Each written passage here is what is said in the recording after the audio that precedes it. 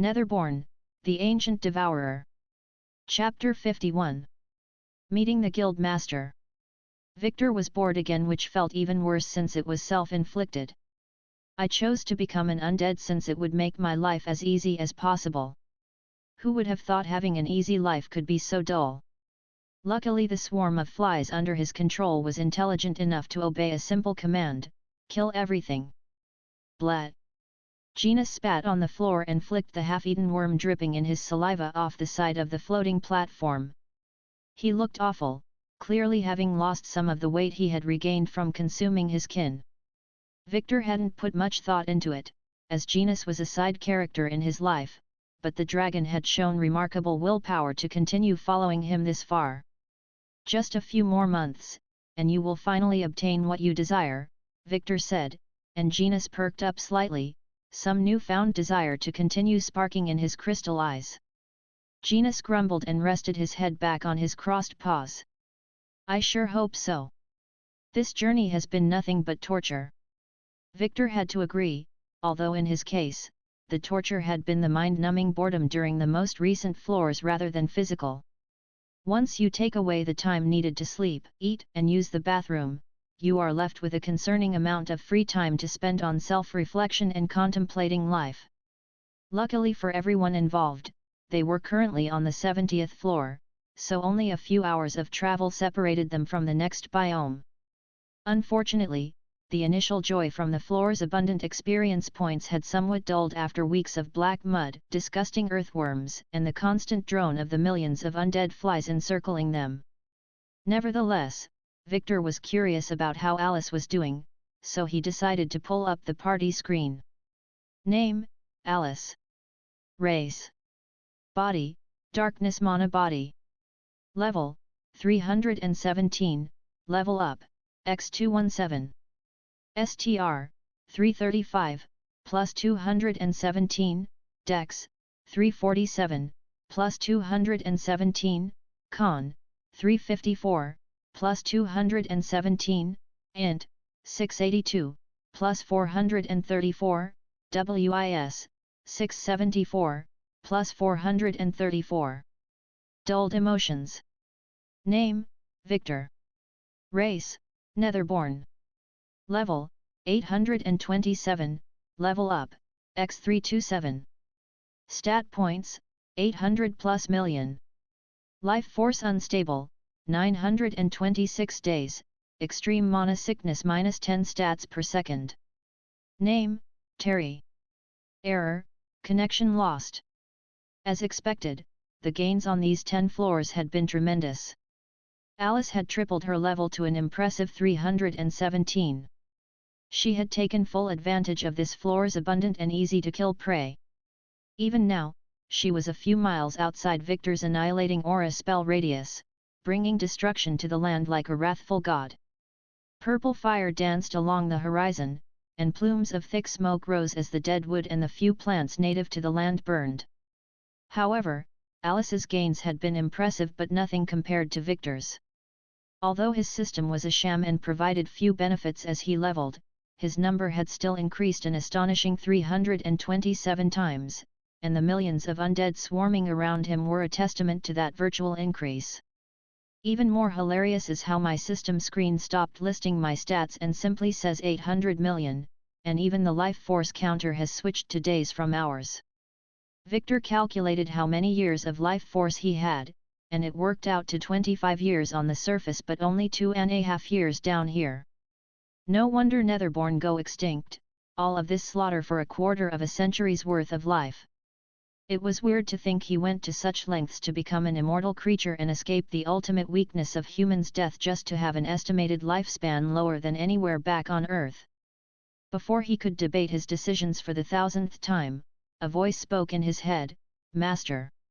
It was Andrew's voice, one that he had become greatly accustomed to and enjoyed hearing, as whenever Andrew contacted him, it was something interesting. Sorry to bother you, but I believe the people we have been waiting for have finally shown up.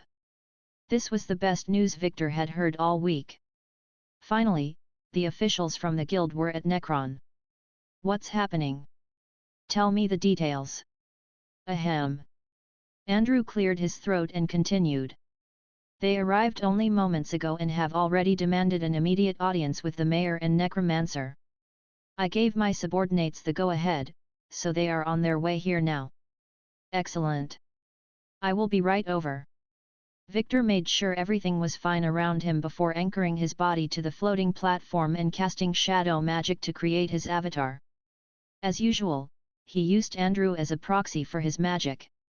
Otherwise, it would be like hurling his spell through thousands of miles worth of rock, assuming he could even get through the dungeon's monoshielded walls. Luckily the Black Ocean allowed Victor to ignore distance and obstacles, for the most part, so long as one of his undead was there. Victor utilized Andrew's senses, picked a location nearby, and recreated his avatar. Deciding to maintain consistency, he recreated the avatar he used to speak with Eve over a month ago. For some reason, Victor was getting a little nervous, like his first job interview back on Earth. Deciding he wanted to give off a powerful first impression, he funneled 1,000,000 stat points to make the avatar as detailed as possible while maintaining its featureless face, other than teardrop eyes that glowed blue. Once he was done, his shadowy man bearing a comically large top hat and a well-tailored suit of darkness strolled out of a crack in space and dusted itself off. Somewhere during the process, the doors to Andrew's throne room had swung open, and the delegation from the guild had arrived.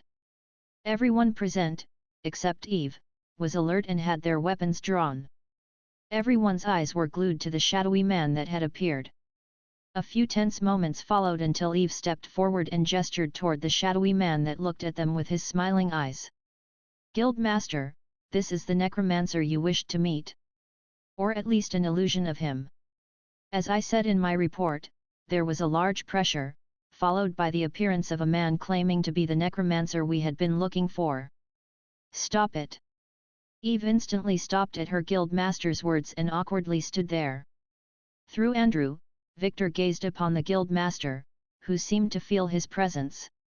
He wasn't sure what he expected from an elusive character such as the guildmaster, but an overly lofty human size, bright orange-furred sloth standing on its hind legs while adjusting golden-rimmed glasses carefully balanced on its snout was the last thing he expected. The orange-furred sloth remained within his encirclement of guards, each with adamantite plates hanging from their necks. He elongated his neck over a guard's shoulder as if trying to get even the faintest bit of understanding of what he was looking at. His glasses gleamed with a flash of blue, and the sloth jerked back. Then, deciding to break the silence, the sloth spoke in a very polite and posh accent, "Ahem. My name is Plutus, and I run the Merchants Guild back in the Empire. Many advised me not to come here, and I hope my decision to ignore their well-grounded advice won't come to bite me in my furry backside." Plutus chuckled to himself, and his guards tensed up further. "I'm only a beginner mage and an even more pathetic warrior, but what I do have is connections and the knack for business. And what I see here is an opportunity that can benefit all parties." Silence. Plutus laughed nervously and adjusted his glasses as Andrew lazily stared at him, and Victor's avatar just glared at the sloth. Basically, the Emperor has heard the news of this place, and he wishes to capture it. But Eve here convinced me that doing so would incur a significant loss to the Empire, both in the death of our armies and loss of potential economic growth. Silence graced the room once again, and Andrew chose this moment to retrieve a snack. As Victor watched the tiny creature in Andrew's stubby arms being crushed to death and chucked into his open mouth, he noticed that Andrew had grown in size, by a lot. The throne had been expanded already as it was no longer symmetrical with the room, yet the lower third of Andrew's titanic body flopped off the end. Andrew returned his sights to the orange sloth and burped. Victor allowed Andrew to deal with most affairs involving the surface, which included this negotiation, but he would obviously step in when he felt necessary. He believed it was a quality of a ruler to allow one's subordinates to handle small matters. Feeling silly just standing there, Victor used shadow magic to construct himself a throne, far more magnificent and foreboding than Andrew's crude one. Then, as he took his seat and leaned his featureless face in his palm, he gestured for Andrew to lead discussions. "Thank you, my lord." Andrew nodded and looked back at the orange sloth. Guildmaster Plutus, my name is Andrew, the mayor of this fine town. We have a lot to offer and would be delighted to enter trade relations with the Empire and Eshnar. That's great, Plutus said and clasped his hands together. I will leave all my documents regarding our relationship for you to review, and we can catch up tomorrow. How does that sound? Victor was suspicious of this sloth. Usually, a businessman would pressure the other party into accepting a deal, and there was no better time to do so than while they had the initiative. But had his appearance shaken Plutus so greatly that he had changed his game plan? He decided to find out. Plutus, Victor spoke through his avatar, and his ancient voice filled the room. Did the Emperor send you here? And no, Your Excellency. I came here on my own accord. Victor's shadowy avatar crossed its legs and leaned back on the throne. Then we have nothing to discuss. What? Plutus's mouth opened and closed a few times in shock. Eventually, the orange sloth relaxed, took off his glasses, and changed his demeanor. Despite claiming to be a beginner mage, even Andrew raised a brow at the pressure that suddenly filled the room. It seems the gentle approach to negotiations has fallen through. A pity, really, but wars aren't started over something as fickle as beliefs but rather over whose pockets need stuffing.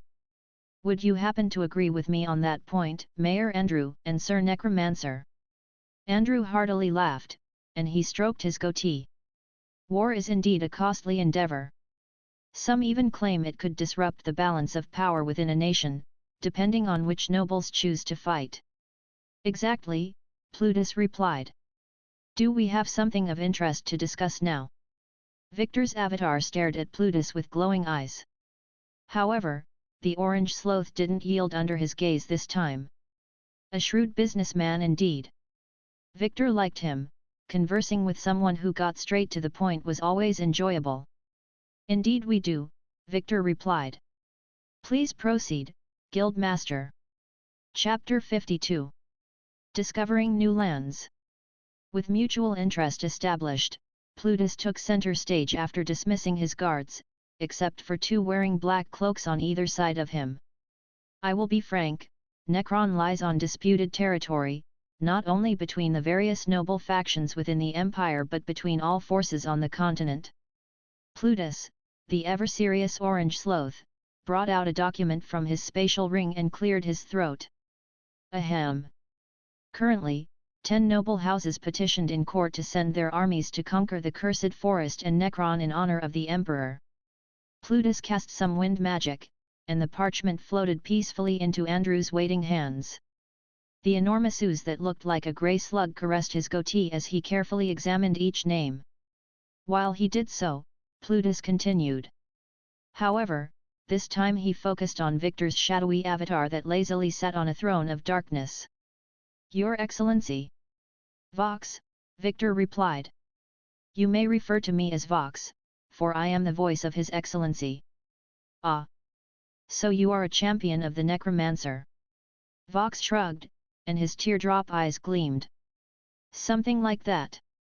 Victor had decided to use this avatar more and more, but he wanted it to be something separate from himself, a representative of Sot, and the last name he gave voice was far too awkward to use in casual conversations. Vox, the word for voice in Latin, was a far better name. Right, Plutus straightened his back. Well, I hope to meet your master one day. Plutus received no answer from the Necromancer's champion, so he continued his debriefing. So, as previously mentioned, this is heavily disputed territory. You will be invaded by us, Eshnar, the Frostlands, or Hell, even the mystical realm may be interested. So before I even bother to offer you our solutions, can you protect yourself? Or at least this part of the forest? There was a moment of silence until Vox's haunted laughter suffocated the room. After that, even Andrew giggled with laughter for a while. Hilarious! Did you not see the hundreds of ice sculptures containing some of the most feared monsters to ever roam these lands sitting outside for my viewing pleasure? Vox rose from his throne, an immense pressure descended on the room as if a sleeping deity had been rudely awoken from a timeless sleep. Reality cracked for a brief moment, and Plutus, alongside his guards, got a glimpse of Victor's true form through the veil of smoke that clouded their mortal sight. And then it faded as if the pressure that threatened to snap their bones and boil their blood and the view of the unknown creature from a plane of nothingness was all just a twisted nightmare, an illusion of a sick mind. The two cloaked figures fell to a knee, but Plutus stood tall. Defiance painted on his orange-furred face and something else, admiration with a sprinkle of opportunity. Excellent! Plutus clapped his paws and readjusted his gold-rimmed glasses that sat precariously on his snout with his long claw. It seems you have defense well under control. Ahem, so I hope you won't mind if we send some less desirable nobles your way? Just a little cleanup is all. Vox seemed to smile, despite his featureless face. Oh, I see what that crafty bastard is doing. The Emperor is playing this surprisingly smart. Test our defenses while simultaneously eliminating some undesirable and power-hungry nobles that set their sights way too high. Am I correct, Guildmaster? Are you sending ditzy, power-hungry nobles to my doorstep for slaughter? Plutus had a savage grin showing his needle-like teeth as Vox spoke. Gone was the nervous sloth, and now before Vox stood the most dangerous type of man, one who profited from the deaths of others. Send them my way. But be warned, all who come bearing arms in the name of the Emperor will face death. No exceptions. Vox made his final declaration before turning his back on Plutus. My master summons me. If you need anything else, speak to Andrew here. Before Plutus could reply, Vox snapped his fingers. Farewell. A clap of mana reverberated throughout the room. Then, before Plutus could even blink, the shadowy throne that dominated half the space with its looming presence and the necromancer's champion was gone. Shall we go and see the various merchandise on offer? Andrew asked the spaced-out sloth with a chuckle. Yes, Plutus agreed and gestured for his guards to get off the marble floor. I would like that. I am inquisitive about these ice sculptures Sir Vox mentioned moments ago. Andrew mentally commanded a legion of goblins to enter the room. The black-cloaked guards flanking Plutus tensed, and mana funneled to their hands, but to their surprise, the cloaked goblins strode right past them and surrounded Andrew's titanic throne and lifted it clean off the ground in a heroic display of strength. From atop his raised throne, Andrew dominated the room and overlooked Plutus. Guildmaster! Follow me! Plutus shook his head as he looked at the departing back of Andrew. What a crazy day!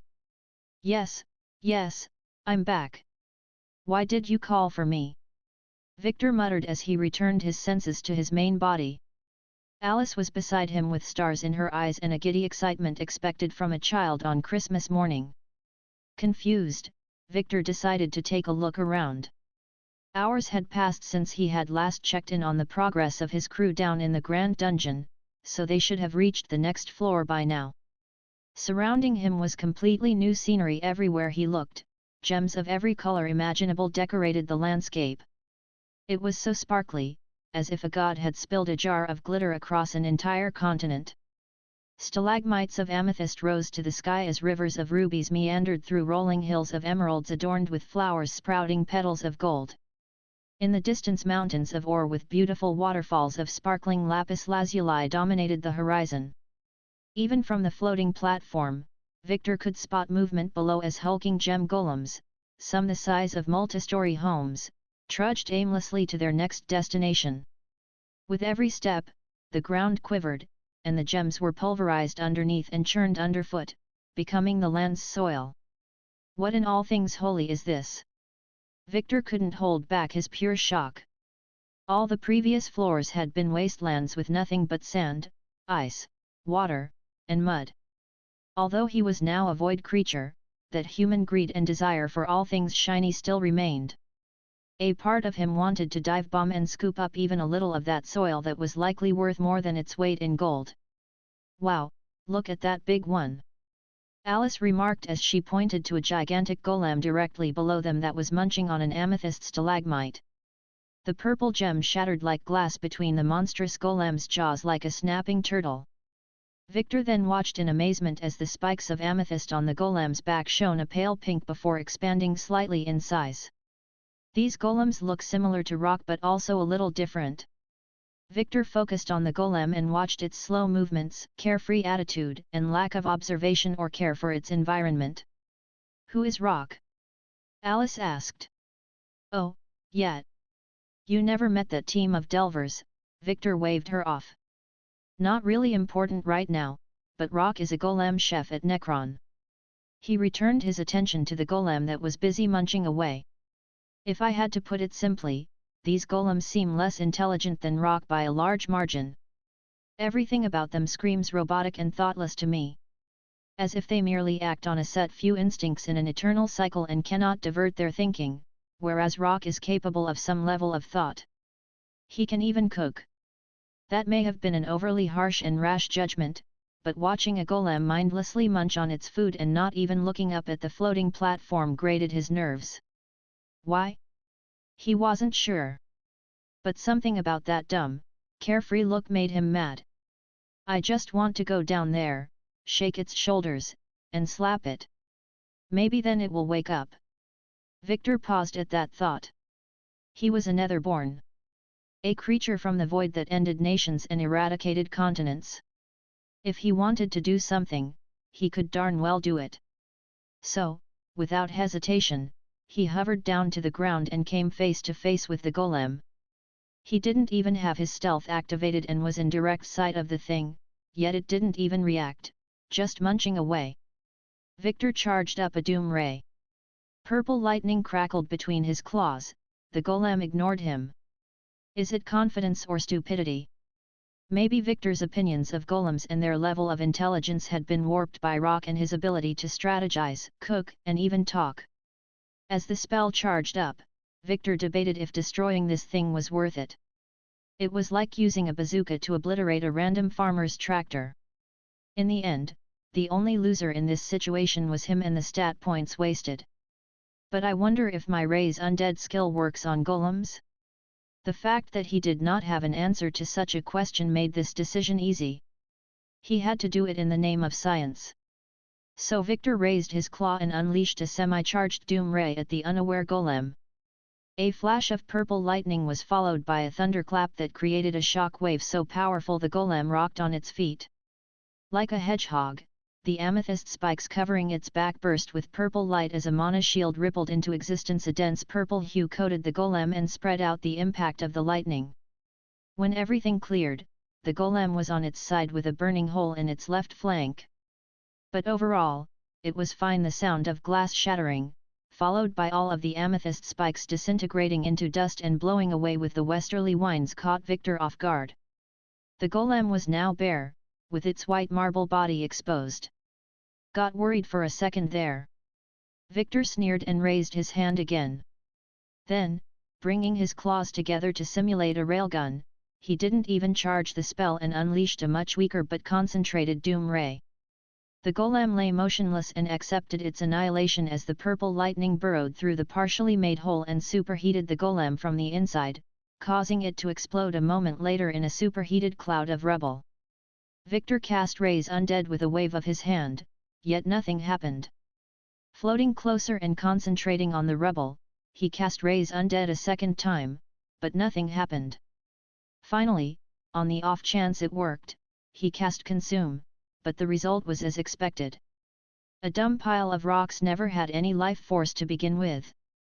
Deciding this whole thing was a waste of time, Victor turned to head back up to the floating platform, but something odd was caught in the corner of his perception.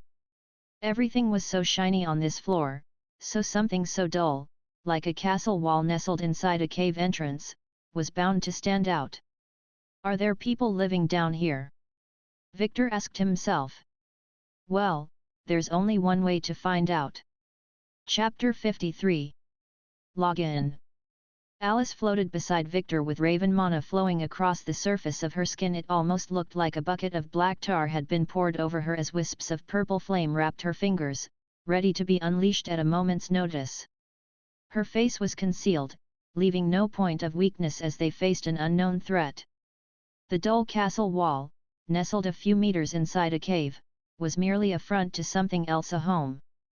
A mana signature so dense it could belong to Hyvathark's pace emanated from beyond the castle walls. Was it a beast of unknown origins? Or maybe mana left behind from an ancient relic? Victor couldn't answer these questions without an investigation, but was disturbing something with such a presence a good idea? Should we?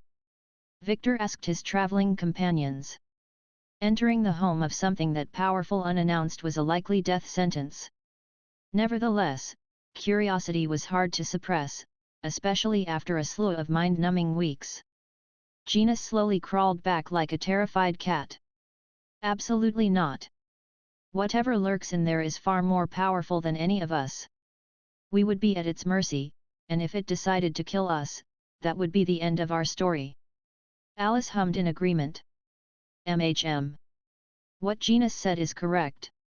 Sometimes it's best to accept there are bigger fish and leave them in their ponds. No need to disturb something like that. Victor tried to think back to the many novels he had read. His significant advantage is knowing what others did and how best to replicate the successes and avoid the failures. But, as he sifted through his memories, a common theme emerged. Plot armor. In situations where the protagonist was presented with an unprecedented opportunity, it only ever went well. The question was if he was willing to bet his life on a concept so abstract. It reminded Victor of Russian roulette, except the gun was empty of bullets. No matter how much someone tried to convince him the chamber was empty, the cold steel of an empty weapon pressed against his head would make him nervous. As if something could go horribly wrong, maybe they left a bullet in. Victor stared at the castle wall, giving off an ominous vibe, and ran through the pros and cons. The likelihood of there being a powerful creature that would kill them on sight, or a sleeping demigod that was hell-bent on annihilating all undead, was relatively high, but on the other hand, if it was some inheritance or relic from a forgotten era, then it could change everything. What if it can solve my falling stats? That was the big question. If whatever was past those walls could solve Victor's biggest life problem and he simply floated onto the final floor, he would regret it. Possibly forever. The mood had turned grim as Genus and Alice awaited Victor's verdict on the situation. The mana flowing from those walls is insanely high, but I should be stronger than whatever is waiting within. Victor's curiosity was far too great, and his willingness to bet on plot armor drove him to a final decision.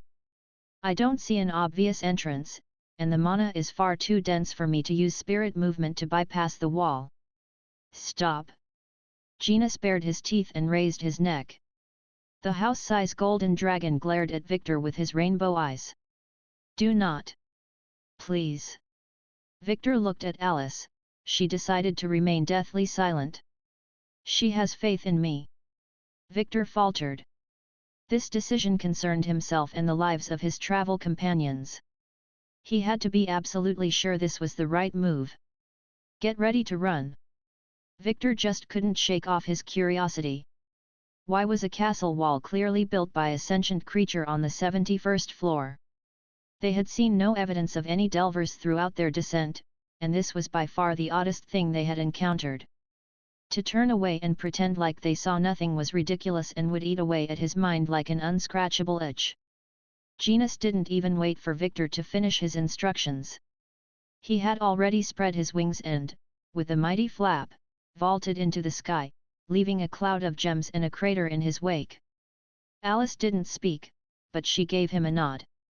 Victor consumed 5 million stat points and began charging up a doom ray. Mana swirled around his fingers, boiling his intangible, shadowy flesh. Alice also silently raised her hand, a javelin of black ice forming from her outstretched palm like an arrow waiting to be released. Purple lightning crackled between Victor's claws as he prepared his attack. Still no movement. Victor had a slight suspicion that whatever resided within those walls was either asleep or dead. They should have detected their presence when they arrived, and now with 2 high-tier spells being cast on their doorstep, to still not show themselves was suspicious. Deciding the chance of survival outweighed the likelihood of death, Victor aimed his hand like a particle cannon, gestured for Alice to fire her spell first, and then unleashed the most powerful doom ray he had ever mustered. The world turned rainbow as the explosive light expanded and reflected off all the millions of gems lining the landscape. Like being inside a prism, Victor's senses were overloaded with color, and then with a snap of his claw, the spell ceased, and an ear-shattering explosion followed the tremors of the land. Superheated rock was buried under a landslide as half the mountain tumbled. The various natural ores making up the mountain melted into a soup that surged with the landslide like a tsunami. Victor floated back to a safe distance and waited. He watched alongside Alice from the air as the metal soup rapidly cooled and mixed with all the gems, creating a dazzling piece of art. Time passed. Nothing emerged from the cave. Victor mentally commanded Wiggles to tunnel through the molten rock to where the castle wall had been. The ground trembled again, and gems cascaded off the titanic earthworm's back as he surfaced. His teeth became coated in neon saliva that melted the metal as he chomped his way through. The process was slow, but Wiggles had penetrated a few miles through the landslide after an hour and encountered the wall. Deciding to take no chances, Victor told Wiggles to retreat and decided to send Henry in. Compared to Wiggles, the Apocalypse Horseman was far more expendable, cheaper to replace, and could convey more detailed information over their connection. Sadly, due to Henry's ground-based abilities and Victor opting for air travel, the poor undead had little to do these last few floors and was likely more bored than Victor. Henry was happy to accept the order, and after being dropped off on the ground by his dragon mount, he dashed through the spacious tunnel left behind by Wiggles. His hooves echoed through the metal tube as he made quick progress and, before long, arrived at the desired location. Through Henry's eyes, Victor saw the castle walls. Surprisingly, the only part of the damaged wall was the part Alice's void mana spell had impacted. All Victor's spell had done was widen the hole from a few inches to a few meters. Receiving the go-ahead, Henry slowly trotted his way through the hole. His spear was pointed forward, and his breathing slowed. Other than the occasional popping from air being superheated by the smoldering rock, the space past the castle wall was deathly silent. The castle wall was a few meters thick, and Victor noted through the connection that the wall was either an illusion or fake. The inside casing of the wall was a dull green metal, certainly not grey stone. Henry made his way through the hole and onto the other side.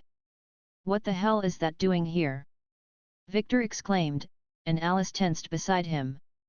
Her mana shield had relaxed slightly and now showed her anxious face. "What is it?" she pressed. Victor rarely freaked out like that, so it must have been something shocking. "It's a computer. An old one, likely made long ago. Still has the box monitor surrounded by aged plastic."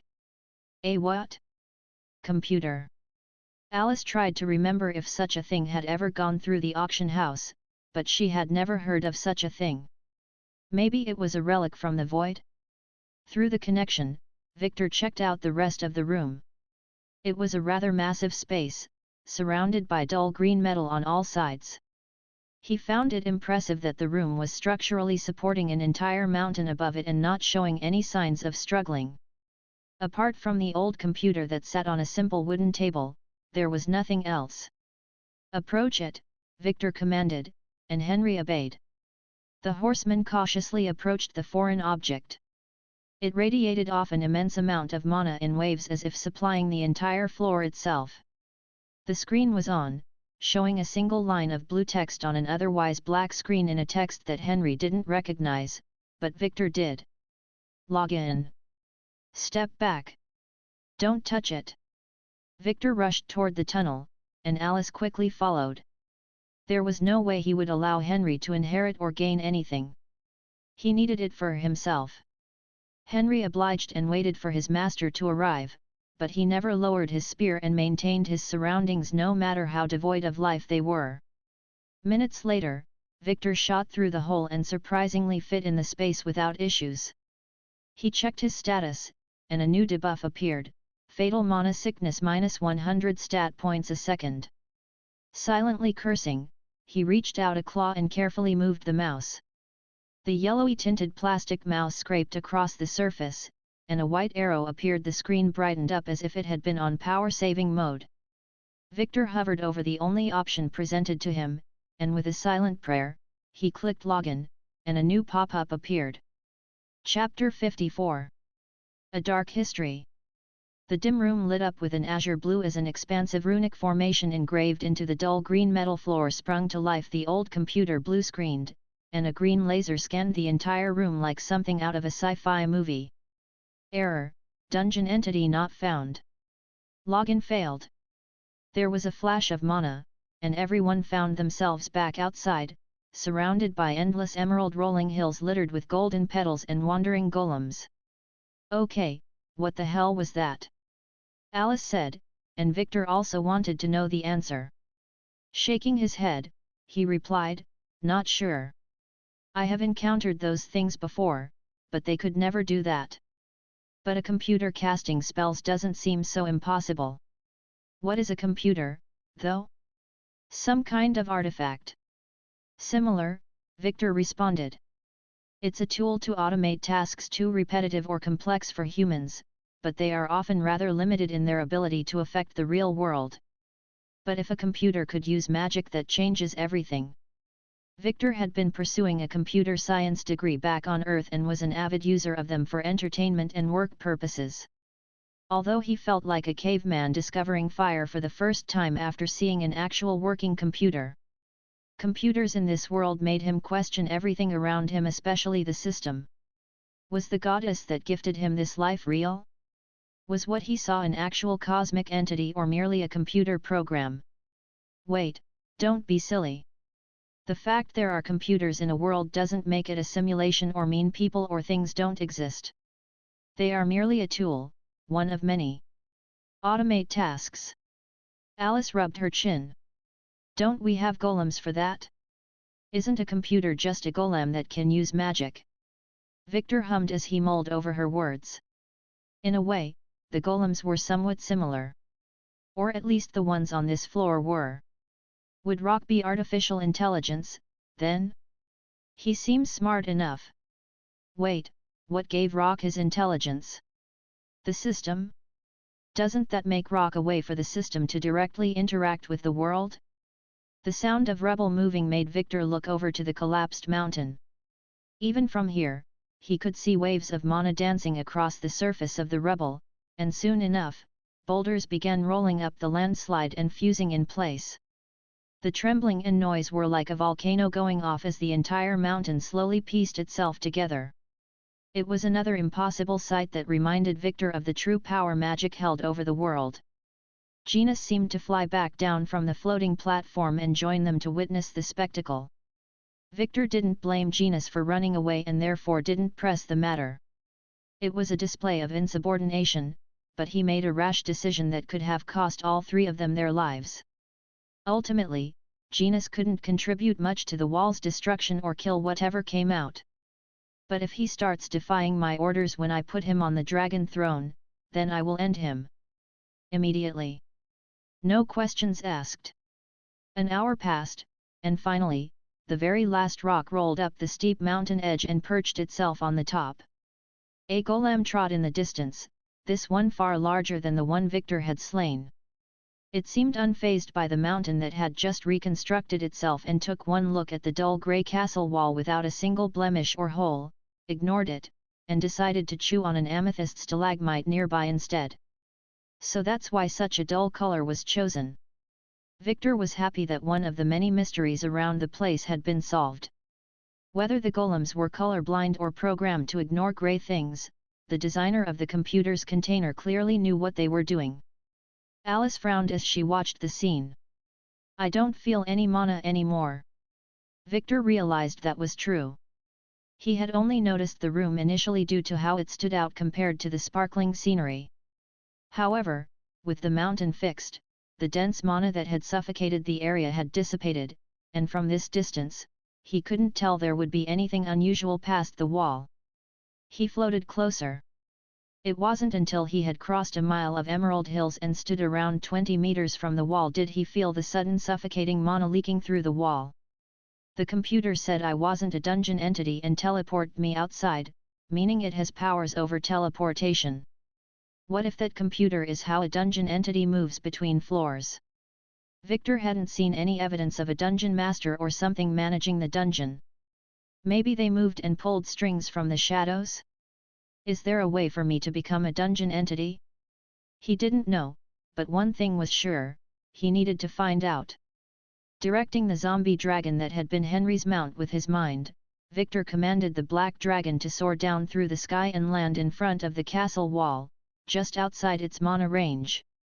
The dragon will guard this place and help me keep track of where it is. Do you think we passed rooms like these without knowing it? Genus asked, and that was an exciting thought. If there was one on this floor, maybe there was one on every floor? Victor entered the black ocean within his mind and saw a sparkling night sky. The number of undead under his command had reached an astronomical amount, although most were flies, earthworms, and a floor of weak skeletons. He hadn't bothered to bring the flies to this floor. They were weak and annoying to regularly manage. Also, the constant beat of their wings produced a tremendous amount of noise that made Victor feel deaf. But they are perfect for the job. Scouting is their specialty.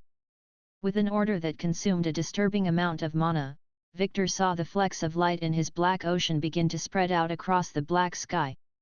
The order was simple: find areas of high mana concentration. Some false positives were inevitable, but even those areas could have a treasure or lead to a secret zone. I have sent my undead to investigate. The flies and worms will work their way up, and the skeletons will check the first 10 floors, Victor said before flying back to the floating platform. Whatever the result, it does not change our objective. Let's keep moving down. A few days later, Victor and his crew made it to the 72nd floor, and a skeleton on the second floor had found something. The first floor of the dungeon was the meadow with the dragon eggs, and then the next 9 floors were the graveyard. Victor hadn't put much thought into it, but it was rather odd that the first couple of floors were just thousands of undead human skeletons, some even wearing or wielding human weapons such as chipped swords or dented helmets. From what I've seen so far, the dungeon doesn't have the ability to create items like that. All it can do is distort nature. So where did all those undead wielding human items come from? Alice. The girl was lying peacefully on the platform, her legs dangling off the edge. Unfortunately, the golems were relatively rare and seemed to net no experience while being incredibly hard to kill unless she utilized void mana, so she was left with nothing to do. She tilted her head to Victor's call with a smile. Yet. You know the graveyard floors? Is there a story behind it?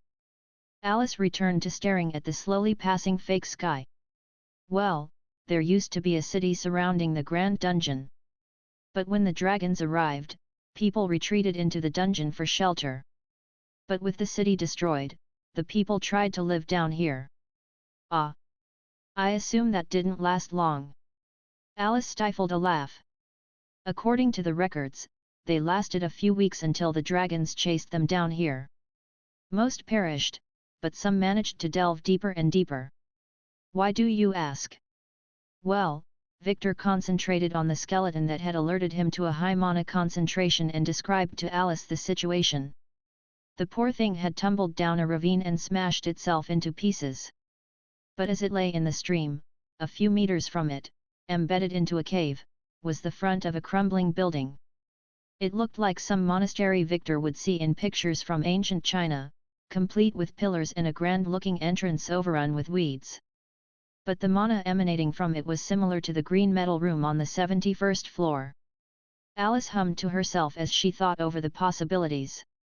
The records are inconclusive as nobody managed to escape to write the records, and nobody has been here since the dragons took charge, but the evidence of a building like that suggests humans may have hidden underground for a while.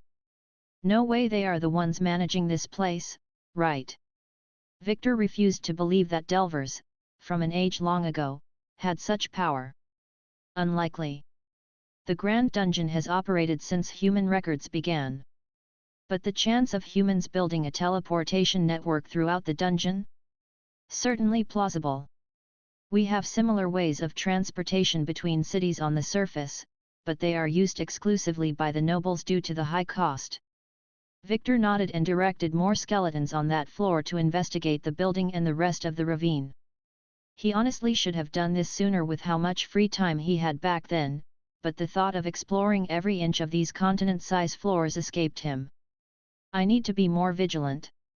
I have resources at my disposal, and I should use them fully. What kind of overlord doesn't have complete control over his territory? It was time to get to work. Chapter 55. Immortal Paradise. Victor had already confirmed during his Grand Dungeon adventure that the more extreme the environment, the more mana required by the dungeon to create it. So perhaps unsurprisingly, floors 70 to 80, made entirely out of gems of every type, were tiny compared to the Arctic floors, with each floor only taking a few days to traverse. Nevertheless, it took Victor only a month to get to the 80th floor, where a spire of encrusted gems shimmered like a rainbow beacon and dominated the land. Without delay, the group touched down and made their way down the all-too-familiar crystal steps. Victor cast a quick look at Genus, and the dragon looked terrible. Mostly skin and bones. Luckily the floors had only taken a month. Another week or two and Genus would have starved to death. Similar to the Arctic floors, a land made of gems and golems didn't provide much in the way of edible food for fleshy creatures such as dragons. Luckily, Genus could hibernate somewhat to alleviate his hunger pains and reduce the body's consumption of his stored fat and muscle. He could also gain some nutrients from the ambient mana, but it was only a temporary solution. As the group made their way down the crystal stairs, Victor checked up on the various groups of undead that had discovered areas of highly dense mana. I have found 3 so far. One on the first graveyard floor, another on the first ocean floor, and finally, the one on the gem floor. I could have uncovered more if the dragons didn't keep interfering. The dragons had given up chasing Victor, with over 20 of their kin slaughtered and the Arctic floors nearly impossible to cross without much preparation. They had changed tactics and focused on eliminating his undead on sight. Doesn't help that dragons are extremely mana sensitive, and my undead leak a lot of death affinity mana everywhere they go. It took weeks for the skeletons to traverse down the ravine to the point that one could actually walk up to the building's door to inspect it with their legs intact. Victor had debated consuming an ungodly amount of stat points to blast the door open, but he eventually decided against it. I have no idea what the next few floors entail, and exposing the location of the building to the dragons that are very active on the upper floors is a terrible idea. There was something similar to a sunken submarine on the ocean floor, but again he had no way to open it without expending around 100 times more stat points than he did to the castle wall. And will it even work without Alice's void mana to make a small hole first? All my 5 million stat points did was make the hole wider. Victor discarded these thoughts as the group arrived at the base of the crystal staircase. For Genus's sake, he hoped this floor had some food, even if it was slugs. Without delay, they passed the door and marveled at the sight. The ground was slightly rocky, covered in purple weeds and patches of black grass. A few yellow-leaved trees littered the land, but the weirdest part was the horizon. A few hundred meters away, the land simply ended. Only an empty void lay between them and distant land. Surrounding their little island were hundreds, if not thousands, of other floating islands littering the horizon. Some had beautiful waterfalls cascading down their sides, and others had molten rock being hurled out into the abyss by active volcanoes. Some of the islands were massive, and others were tiny, like the one they stood on. Bridges of mana connected the various islands in a dazzling network across the void. Well, I did not expect this. Victor was stunned. It was like something out of a Chinese cultivator novel, the place all those lofty immortals cultivated so hard to reach. A realm of floating pavilions with servants awaiting their every beck and call. But for now, they were all monster-infested islands. Genus sniffed the air before opening his eyes from a long sleep and saw a creature on the edge of their island. It was like an armadillo but larger and with scales. With a flap of his wings, Genus launched himself at the poor thing and, in one fell swoop, grabbed the creature in his jaws, and with a sickening crunch, the armadillo cracked in half like an egg and tumbled down the dragon's gullet. He turned to Victor with blood dripping from his teeth and a giant grin on his face. "Now, this is perfect." "How so?" Victor said. "Of course, the food was a welcome change, but what made this perfect? I can feel it even from here." Genus picked a piece of bloody scale from between his teeth with an ivory claw. "Every one of these islands has a different type of mana and monsters for me to eat. I could stay here forever." Alice nodded to the side in agreement. It feels like an all-you-can-eat buffet down here." Victor still hadn't seen any of the major cities in this world, so he was still in the dark, but the mention of something familiar such as an all-you-can-eat buffet made him think the world might be a little more advanced than the medieval era. "Well, let's go explore, shall we?" "Unfortunately, with such dense mana of conflicting types, it's hard for me to pinpoint the direction of the tower to the next floor," he said as he stroked his chin. His tried and tested method of heading toward the area with the densest mana and letting Wiggles take the lead would be impossible here. "Can we go there first?" Alice pointed toward a floating island in the far distance. Victor had to admit it looked breathtaking, with its mountains shrouded in a cloud of fog and waterfalls cascading off its sides into the endless void below. "Sure." Toby enjoyed the summer breeze on his enormous body as he sprawled beside a lake near Necron. The birds had returned, so the symphony of summer blessed his ears.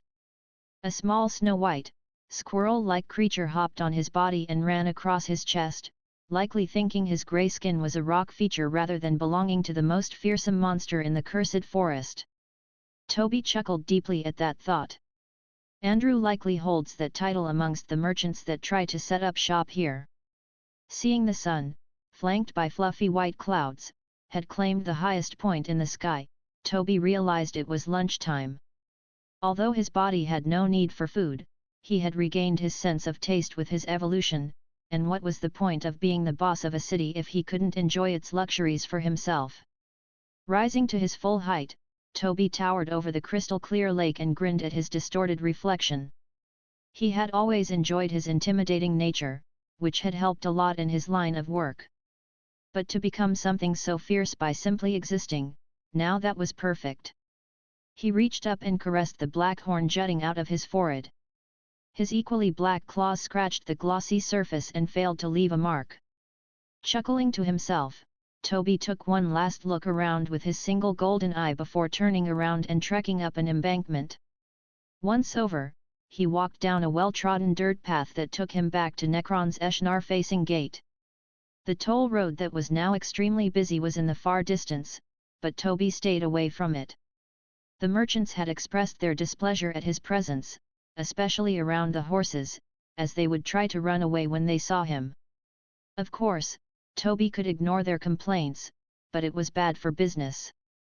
Even though they were the only road through the cursed forest, new ones that took a longer route around Necron territory had begun construction, but they kept getting interrupted and destroyed in the night by the undead.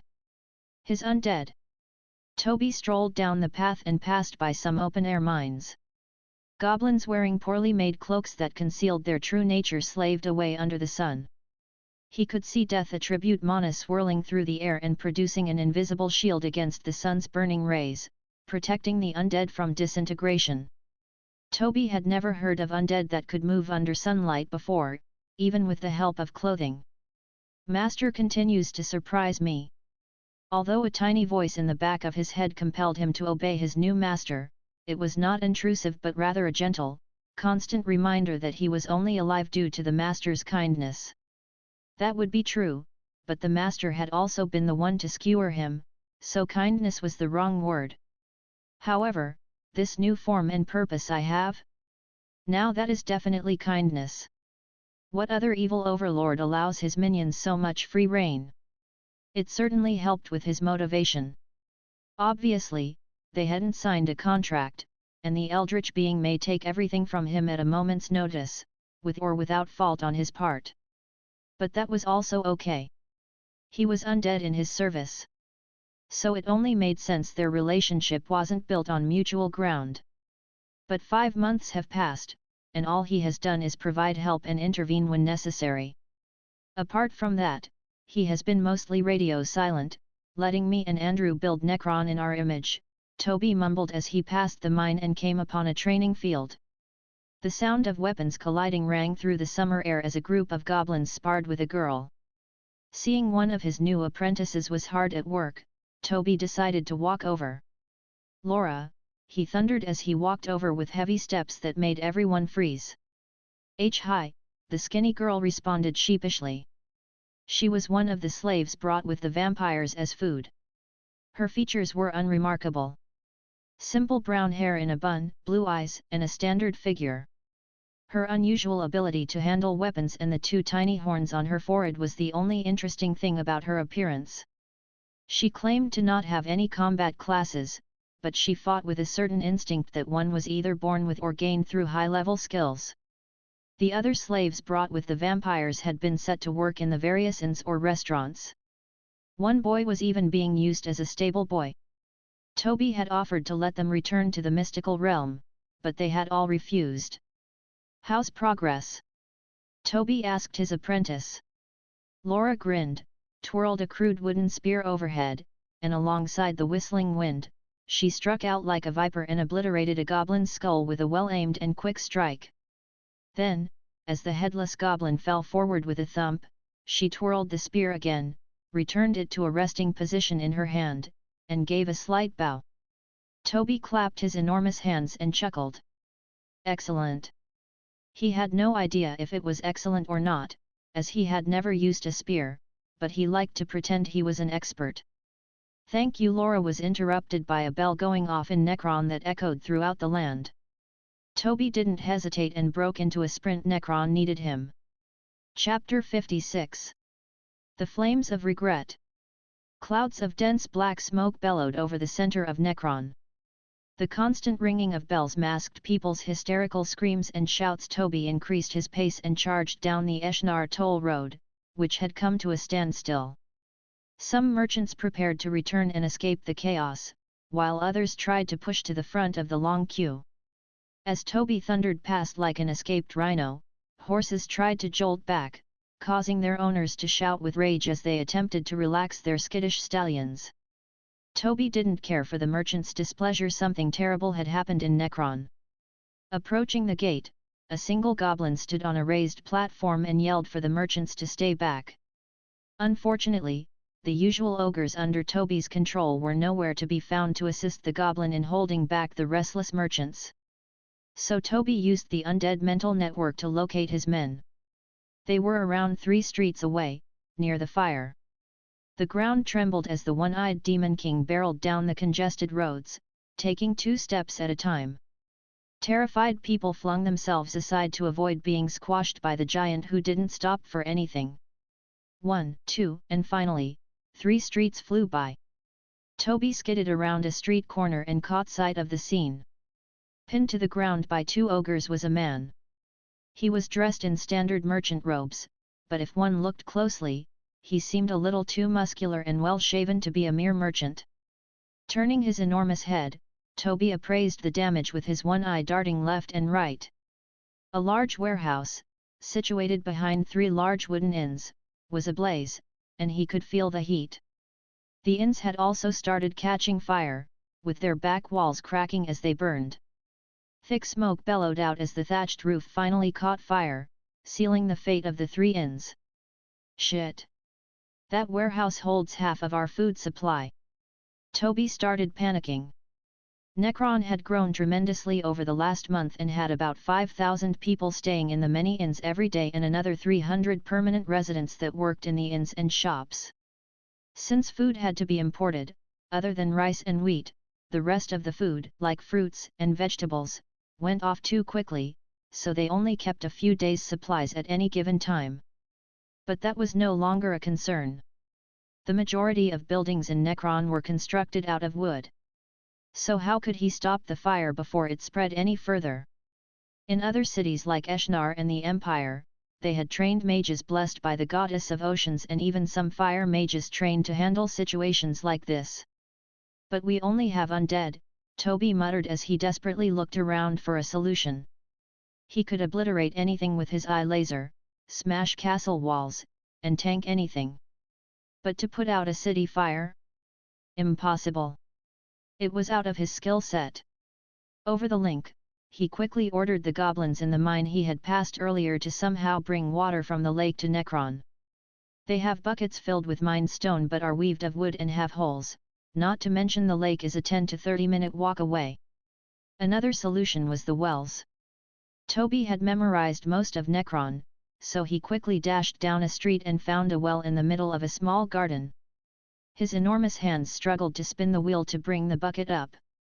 After 30 seconds, Toby stared at the tiny wooden bucket in the palm of his hand that was no bigger than the tip of his thumb. He took the bucket anyway and returned to the fire. It had spread, and now all 3 ends were burning alongside the massive warehouse. Feeling stupid holding the tiny bucket of water while standing before the blaze, he threw the water at the fire and then turned to the still pinned-down man. "You did this?" Toby leaned in with a snarl. "Why?" The man had a bloody grin and a smashed-up nose, but he laughed manically. "Corrupted bastards deserve nothing." The man spat to the side, and a bloodied tooth rolled on the floor. Before Toby could open his mouth, another explosion went off, this time in the east of the city, close to the Empire-facing gate. His face hardened. This was no one-off accident. It was an attack. Then another explosion, this time closer to Andrew's palace. "The Empire will conquer this place," the man that was still pinned to the floor shouted. "Everything belongs to us."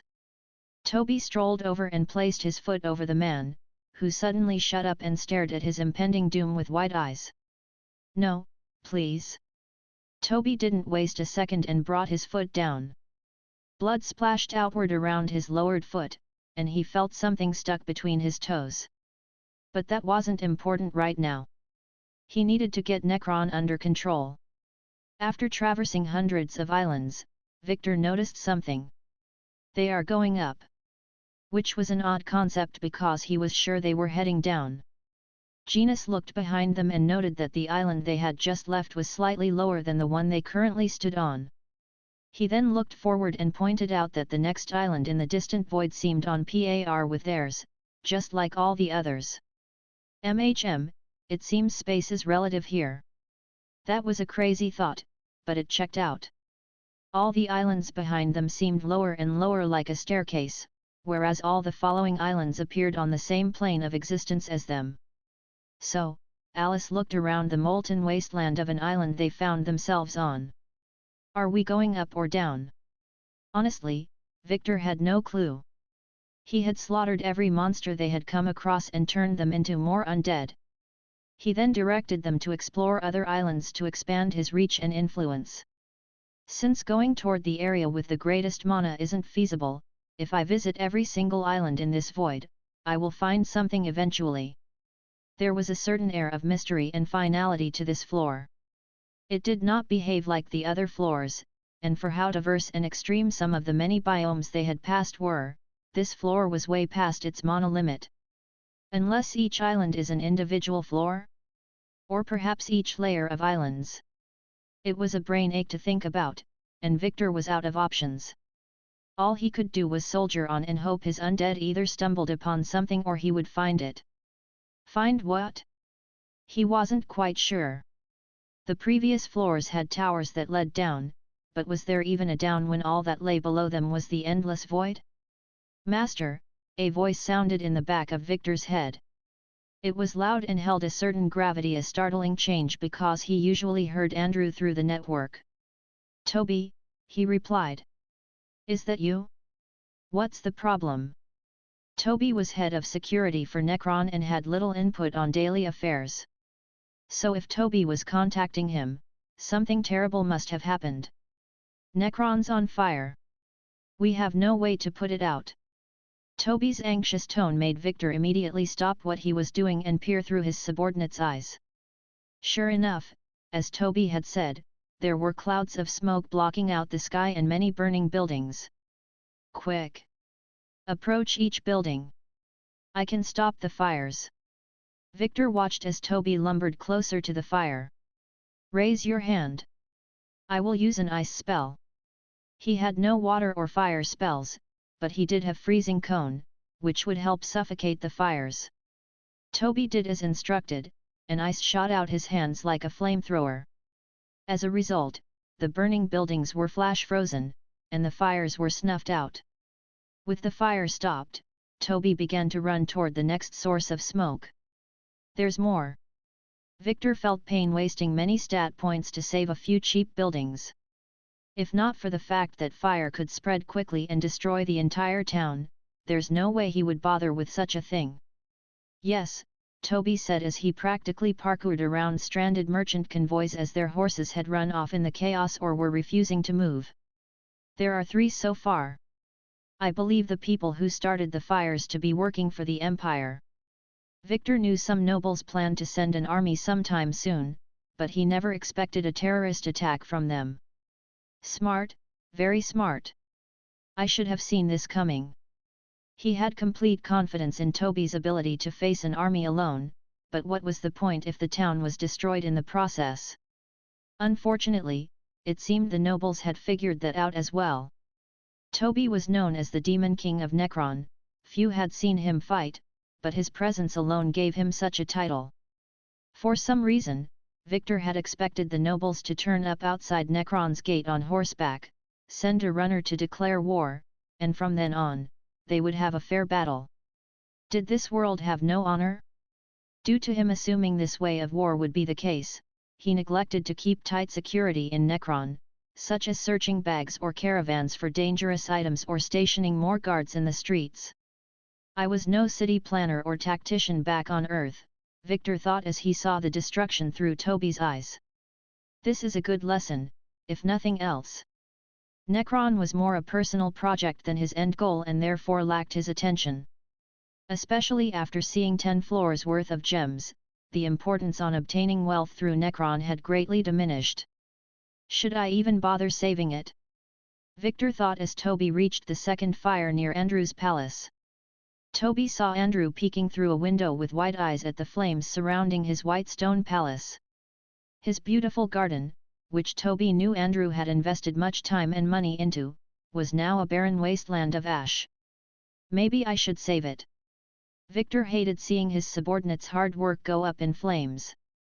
But, on the other hand, even if Necron was ultimately pointless in the grand scheme of things, he had hundreds of millions of life force to spare, so spending $1 million on saving Necron due to his ignorance seemed fair enough. As Toby ran around putting out the fires, a thought crossed the void creature's mind. Has the attack from the nobles already begun? Chapter 57. Drums of War. The terror attacks were only the beginning. After putting out all the fires that Toby could see, the screaming never stopped. The bells still rang eerily throughout the chaotic town, and smoke obscured the sky. Through the undead network, he could hear a lot of discussion in the distance. Focusing on the chatter, Toby concluded that citizens were being slaughtered near the Eshnar gate. Breaking out into another sprint, Toby was grateful his body never tired, only his mind felt the weight of his failure. Why hadn't he thought of this possibility before? Why was the city a smoldering mess? His incompetence. The eldritch creature, capable of creating fractures in space and walking wherever he pleased as a mere illusion of his true self, must be shaking his head at his failure. He had been gifted this body and entrusted this land. He clenched his fist and ground his teeth in silent rage. The Empire would pay for making a mockery out of him in front of the Supreme Being. As Toby approached the fighting, people were fleeing between his feet. Most were middle-aged men, as merchants often were, but one particular man ran down the left side of him with a hand clenched on a sword handle. Toby moved to stop him, but it was too late. The sword-wielding man unsheathed the blade from within his robes and, with a two-handed horizontal swing, decapitated the man running in front of him. A shower of blood coated the enraged sword-wielder, and he swirled and nicked another man's arm, causing the struck man to shriek in pain. Toby circulated his vast amount of mana within his body and directed it to his eye. His golden pupil lit up, and a beam of concentrated energy zapped out with pinpoint accuracy. The sword wielder stopped dead in his tracks as a hole went right through both his lungs. He grasped at the growing splotch of red on his robes with surprise. Toby watched as the man slowly turned to look at him. There was a silent second where the man seemed to regret his life decisions before he slumped face first onto the gravel road, eyes wide open, looking straight at the decapitated head of the other man. A door to one of the shops on the right side of the gravel road was flung off its hinges as two men fell wrestling to the ground.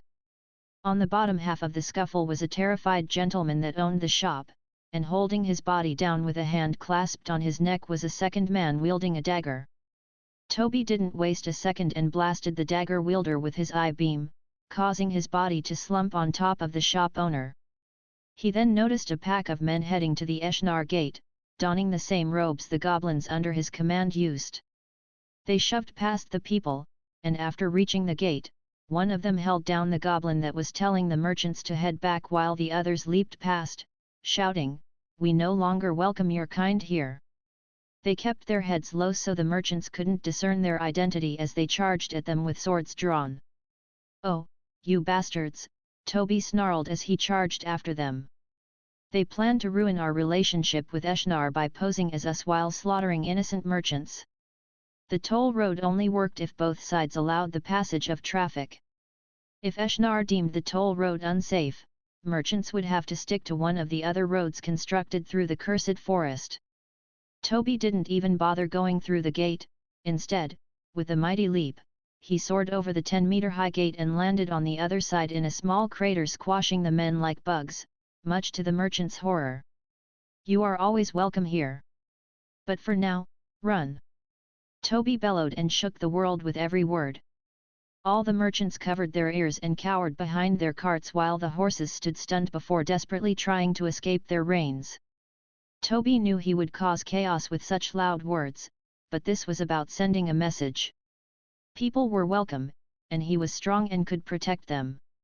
He had few opportunities to show off his might, and he would much rather terrify a few hundred people and have them spread tales of his domination for the rest of their lives than them saying Necron was an unsafe place to visit.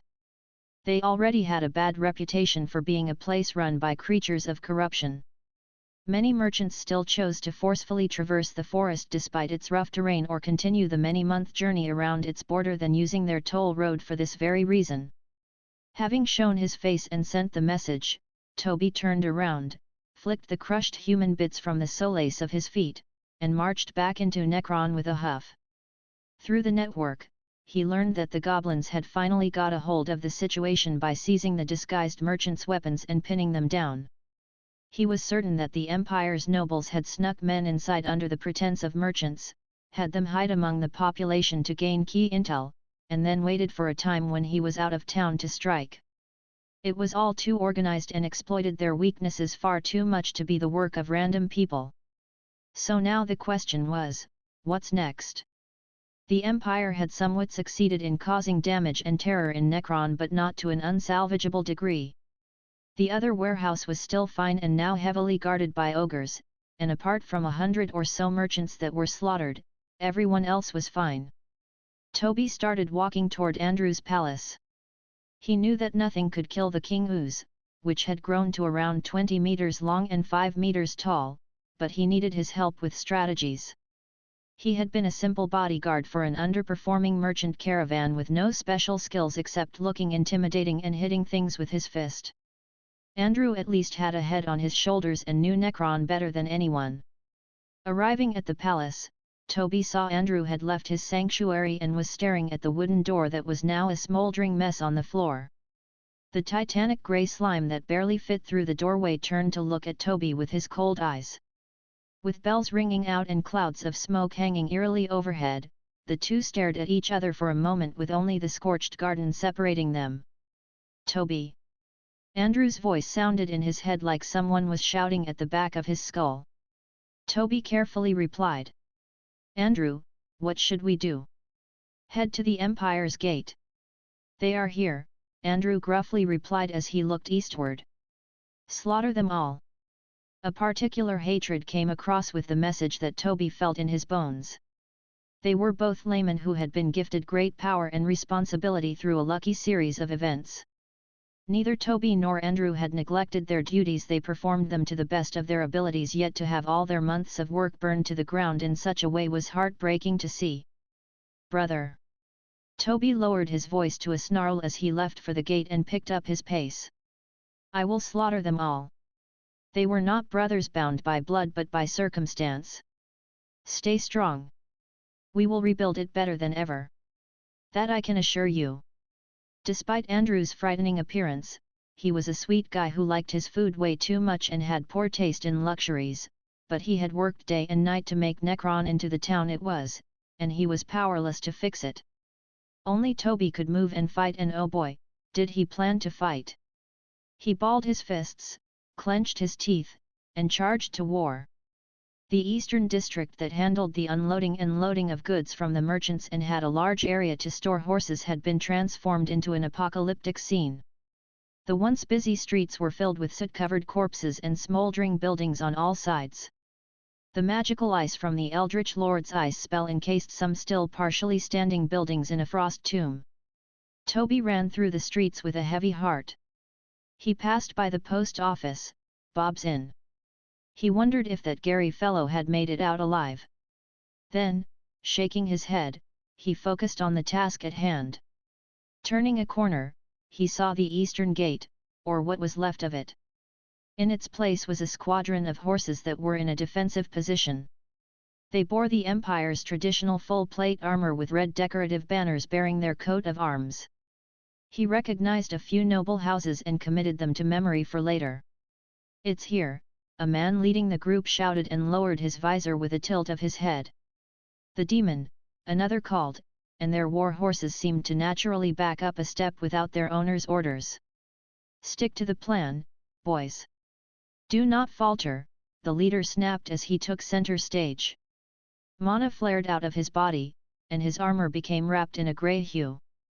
Toby ignored them and, without warning, shot out a beam of energy from his eye. Although his pupil was golden, the beam was colorless, just a collection of pure energy. He aimed straight for the leader's head, but the leader raised an axe with the same grey energy covering his armor at the last second.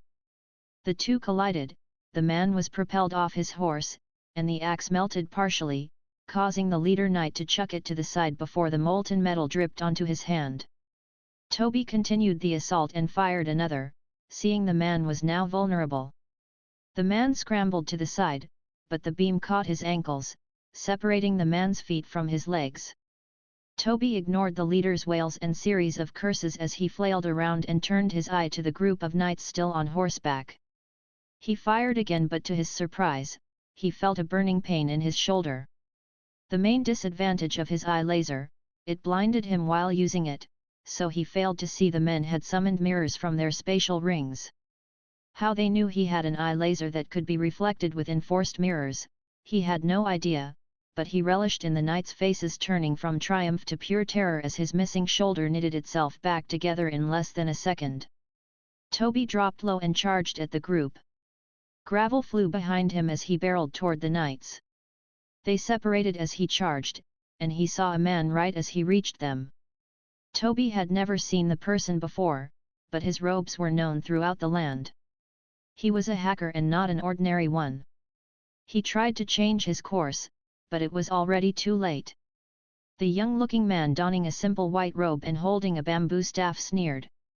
He raised his staff, and the unassuming bamboo pole shone with golden light like a beacon to the gods. "Initiate program, purge." His eyes exploded with golden light as he began levitating. The hacker's mouth moved at inhuman speed as he rattled off commands that caused the surrounding air to become hazy and shimmer. Green lines of zeros and ones whizzed around the man's body in endless streams without coherent sense. Toby couldn't make sense of a single word the hacker said, but the blood-red words hanging in his vision certainly did. Mana flow, value set to 0. Chapter 58. Hackers have limits? Like a puppet cut from its strings, Toby's entire body went limp and tumbled to the ground, causing a wave of gravel to surge at the group of knights surrounding the hacker.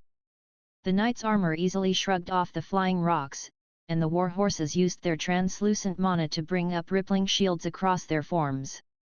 Victor debated helping his lumbering giant, but it was far too risky with the hacker present.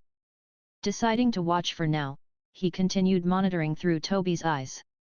Toby's fallen body took up the entire street, with his limp head a mere inch away from the hacker's foot, who was a clean-shaven man with white hair and skin.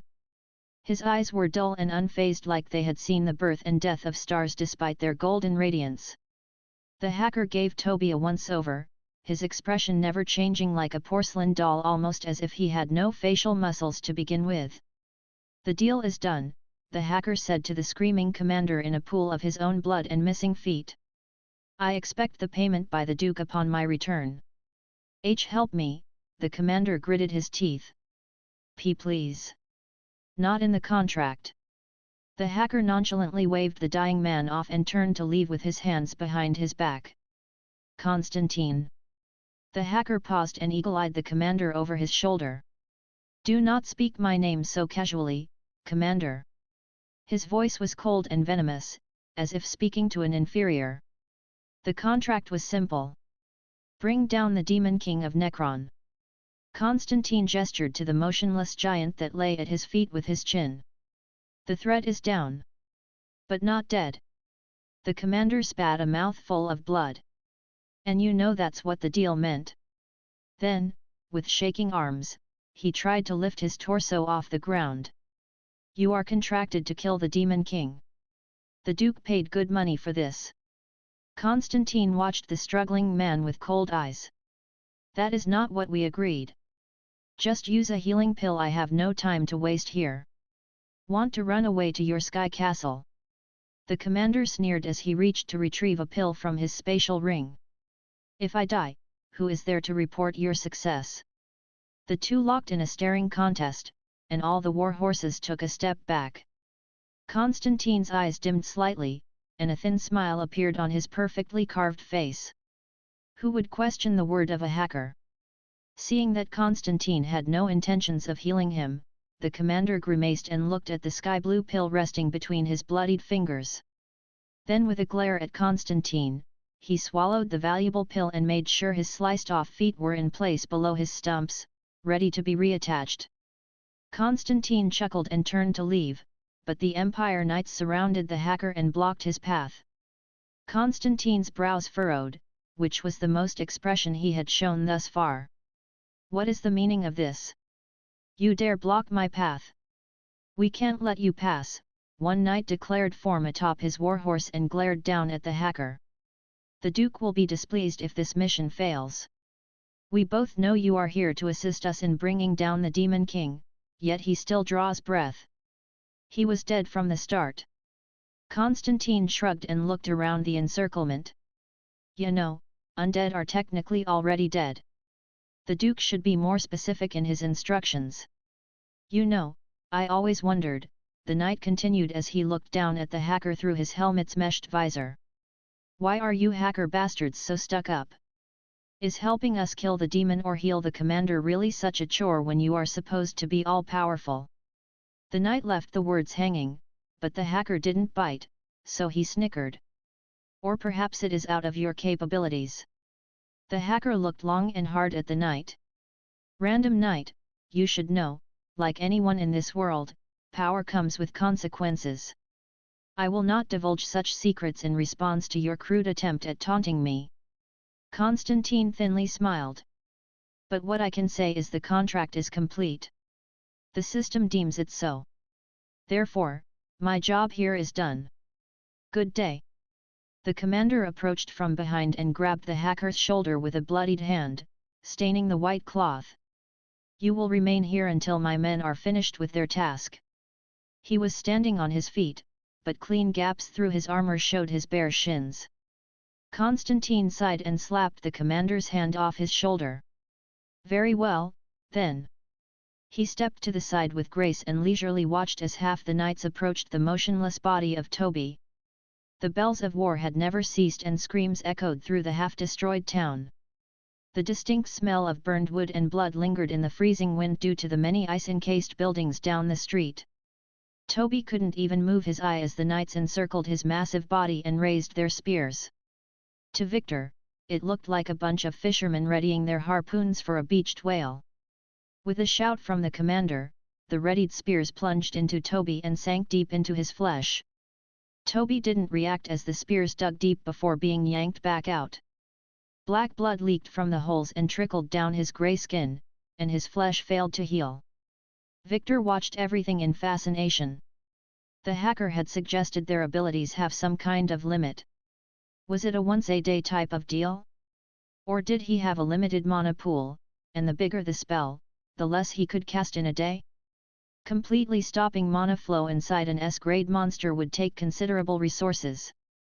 I assumed the hackers ignored standard practices, but Constantine's words claimed otherwise. He paid the price to bring my subordinate to the ground like this. I just need to find out the price and how I can abuse it. He wondered if threatening or killing the hacker was a good idea. If he used his avatar and failed to harm the hacker and Constantine got away, Necron could incur the full wrath of the Empire, and even he might not be safe from the hacker's reach. On the other hand, if he obtained valuable information that allowed him to combat the hackers, he could rest easy without the constant threat of them looming over his shoulders. Deciding to use Toby, Victor tried to push some mana into the Demon King's body, but he felt great resistance. Like trying to blow air into a plastic bottle, Toby's body simply couldn't take any more mana. The knights had figured out Toby was far too large, and getting to the heart with spears would take far too long.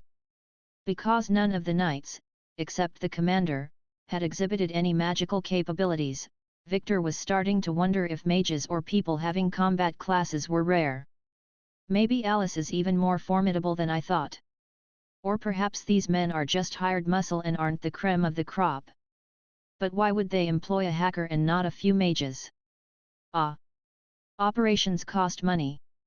Mages likely cost a lot to be employed. If they are anything like academics back on Earth, they despise battlefields. They would prefer to stay in their laboratory or libraries. Or, in this case, it would be wizard towers. Maybe the Duke spent all the money on the hacker and assumed the operation would go without a hitch with a hacker present.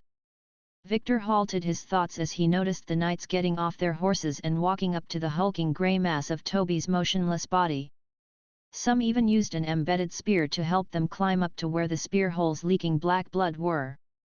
Their spatial rings flashed with power, and a chalky red stone appeared in their hands. They then crushed the rocks in their palms like breaking an egg and carefully fed the powder into the holes. Victor didn't need a wild imagination to guess what they were doing. Seems they found a replacement for fire mages. He debated if he should do anything, but he couldn't come up with a way to remove the mana flow, value set to 0 debuff the hacker had placed onto Toby. But if he dies, I can revive him again with my raise undead skill, and hopefully, the debuff will be gone just like last time with Henry. Since Toby was undead and moved purely on the mana coursing through his veins, luckily or perhaps unluckily, his heart stopped. Meaning the blood was no longer pumping through his veins. Upon realizing it, the knights became distraught as they had planned to carry the powder through his body via the blood. Deciding to just light it anyways, they set fire to Toby's enormous body at various sections using oil and a lighter. It took a second, but it exploded when the blazing oil reached the powder. Without any regeneration to repair his burning skin or mana to protect his vitals, Toby found his body combusting and imploding like a firework. Victor felt his vision begin to distort as the connection thinned. Right before it ceased, he cast his raise undead skill. Mana in the surrounding area was caught up in a vortex that funneled toward Toby. His body began rapidly regenerating, and as the dust settled from the explosion. Impossible, a knight stumbled back and muttered before screaming as Toby's full form appeared as a shadow in the dust cloud. Impossible.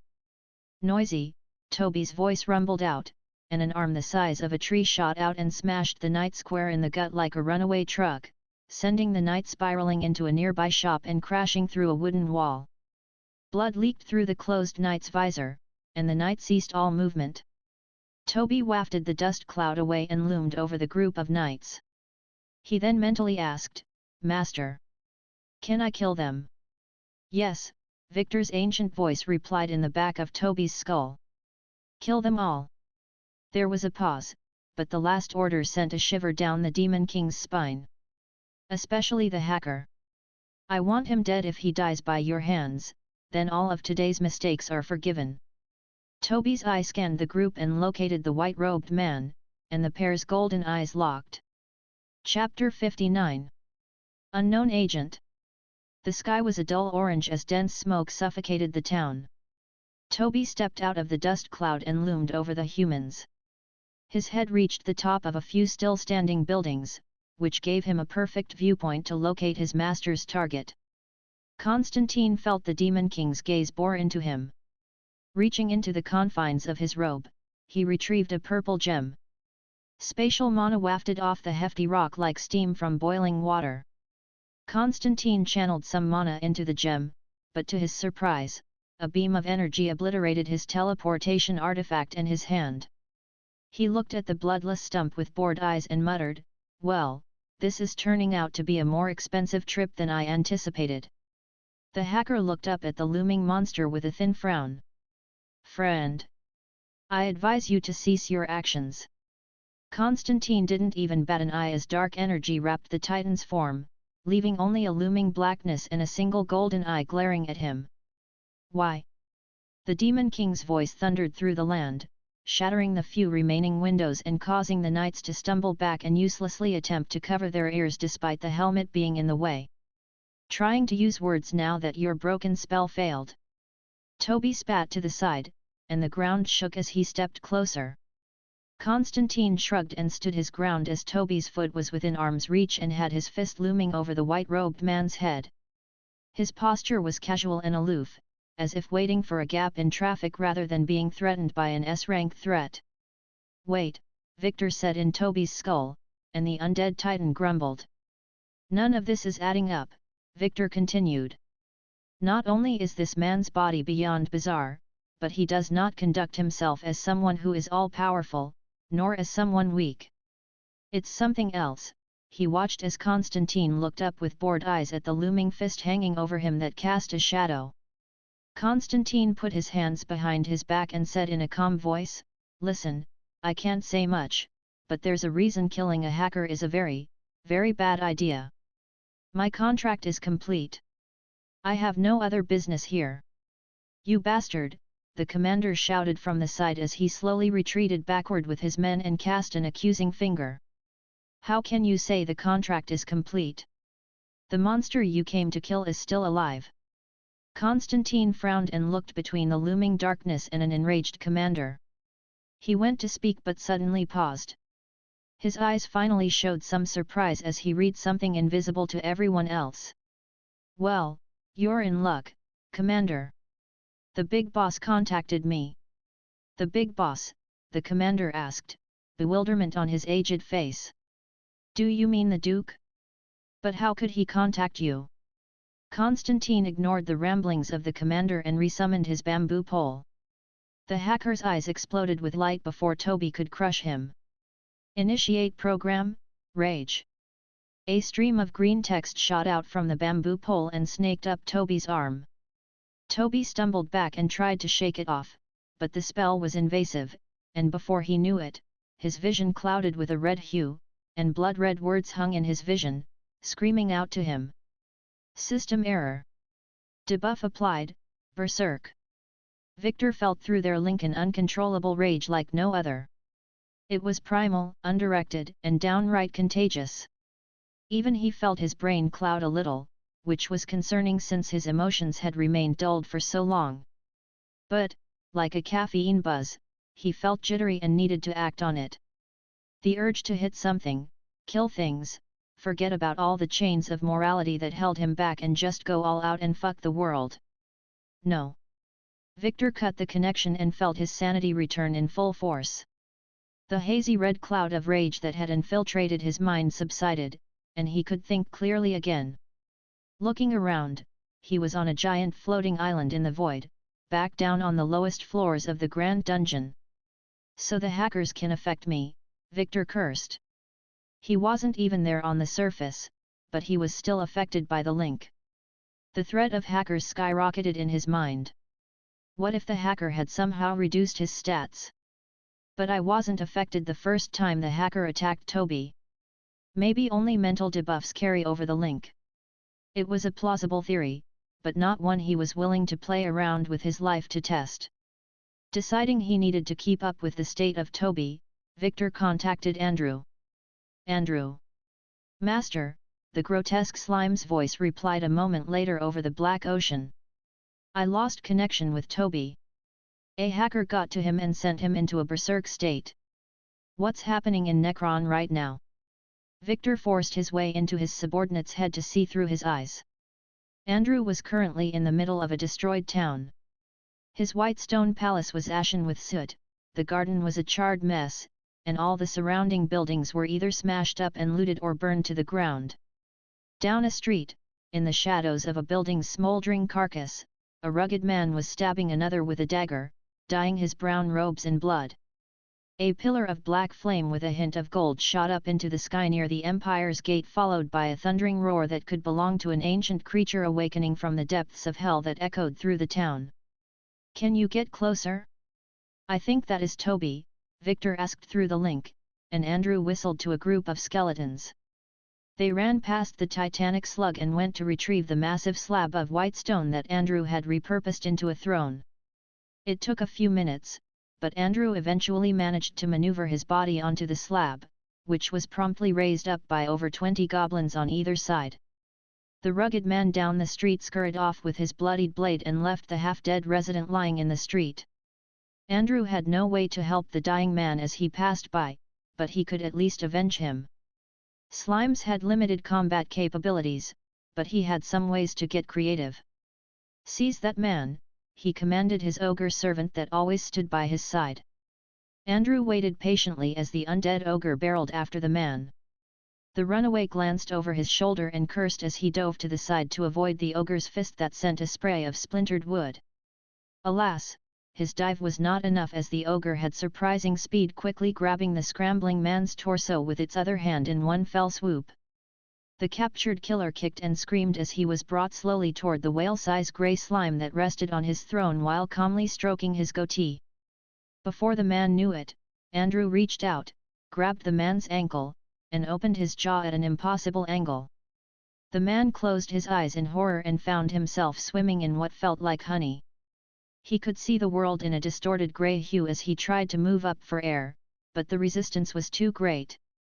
Slowly but surely, his skin began to burn, and he opened his mouth to scream, only for revolting grey sludge to cascade down his gullet and devour him from the inside.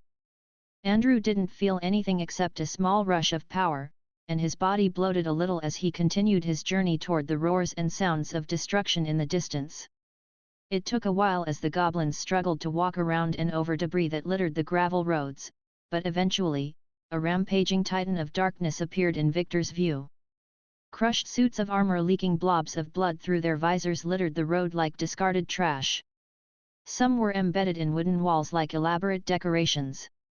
Meanwhile, others were pulverized into fist-shaped craters as if a meteor had dropped on their heads. Victor saw the hacker standing in the same spot.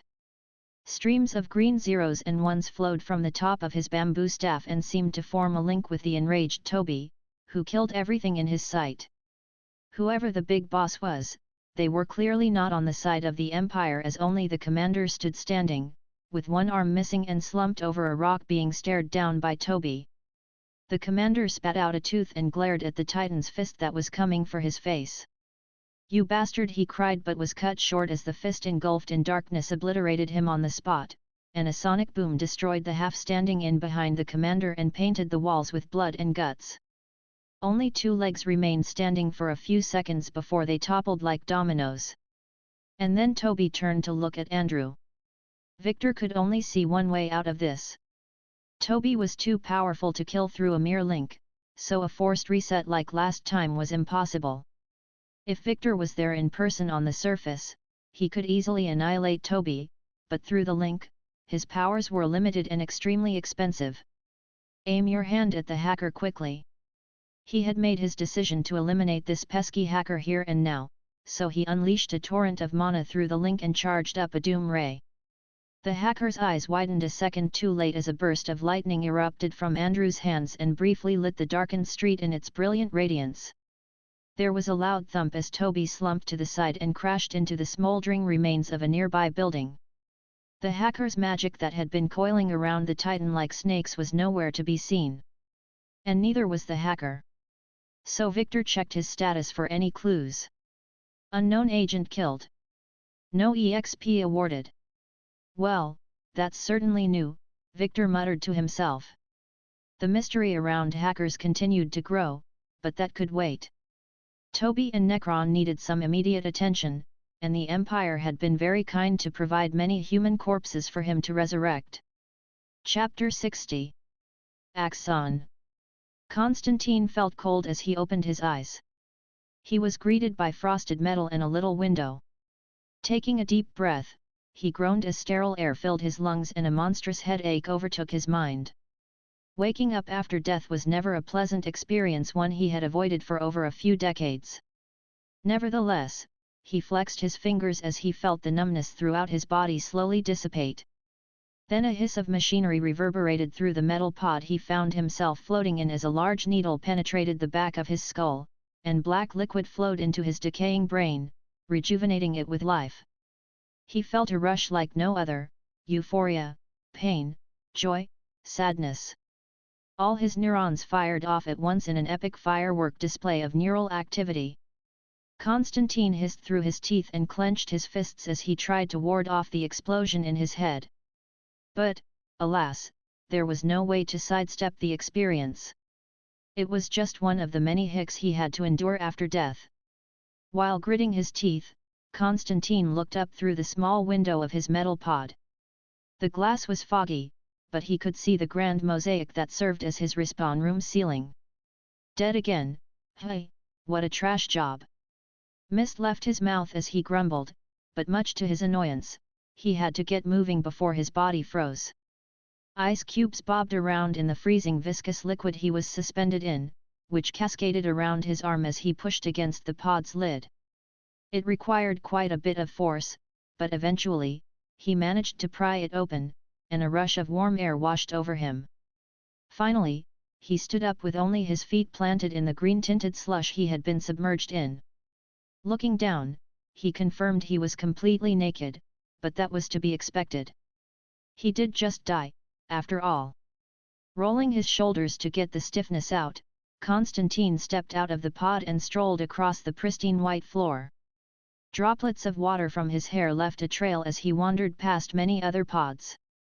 He occasionally glanced through the frosted glass and saw a face that looked exactly like him, another one of his clones. This one only has another century before it expires, Constantine muttered as he looked at a small display attached to the pod with a timer ticking down. While in thought, he rested his hand on the cold metal of a pod. I should contact Axon for replacements. It's been far too long since our last chat. Shaking his head, he headed toward a large door at the end of the room. He counted 20 identical pods, some with clones of himself lying in wait for a respawn. With 15 of them now empty, he had 5 more lives. I only used that body for 20 years, what a bloody waste of good organic matter. Reaching the door, Constantine placed his hand on a green piece of glass, and a second later, he heard a click as the door magically opened. To this day, he still had no clue how anything in this place worked, but he didn't question it. He was indebted to obey Axon, immortality didn't come cheap. Entering the room, he walked straight over to a control panel in front of a floating brain suspended by many wires. On the control panel was a slab of pale green glass with the words "System download." Before doing anything, Constantine attempted to will the system screen, but only a red floating screen displaying an error appeared. Unknown agent. Constantine shrugged his shoulders. As a person from another world, it was no wonder it didn't recognize his clone as something that could be integrated. Finally, with a sigh, the young-looking man stepped up to the green glass control panel and placed both palms onto its smooth surface. System download started. He felt another rush shoot up his arms like millions of ants crawling under his skin. It made an old being like him shiver. Then, keeping his eyes open, he saw a blue screen materialize in front of him. Backdoor into World Core established. Constantine felt something gaze upon him from another realm. It was like a tingle on the back of his neck that made his hairs go on end. Connected to Axon. He threw his hands back, fell on his butt, and spent the next few minutes panting profusely as sweat dripped down his chin. The sensation of something watching him and the lingering phantom pain from the system download refused to leave. Shaking his head, he pushed himself off the floor and used the nearby wall as support. Status. There was a delay, but a blue screen appeared after a few seconds. System is outdated by 1,000 years, update. Yes/no. Constantine hesitated on the yes button. If he clicked it, he might be free from Axon's influence and finally escape his enslavement. Didn't Axon say it was sending a Netherborne this year? He tapped his chin as he looked at the floating screen. But this world has already survived so many Netherborne attacks. So what would be different this time around? The world core is safe at the bottom of a grand dungeon. No Netherborne is smart enough to go that deep for seemingly little gain. Constantine had told himself this would be the lifetime he tested the yes button, but he simply couldn't bring himself to do it. Saying yes had a chance to fail. What if he couldn't join the system like everyone else on this lovely planet? He would then be cut off from Axon and doomed to die. He stared at his fist. I am an outsider. Then, hovering his hand over the no option, he whispered, but maybe I can make a difference from this side. He had witnessed the destruction of many planets during his thousands of years of service, but never had a planet survived this long. A part of him hoped there was a safe place in this pocket of the universe from Axon's clutches. He pressed the no option with great unwillingness, and the prompt faded out of existence, like all other times, never to be seen again. Sadly, an all too familiar one took its place. Without the updated system, Axon could easily hack in and overlay itself.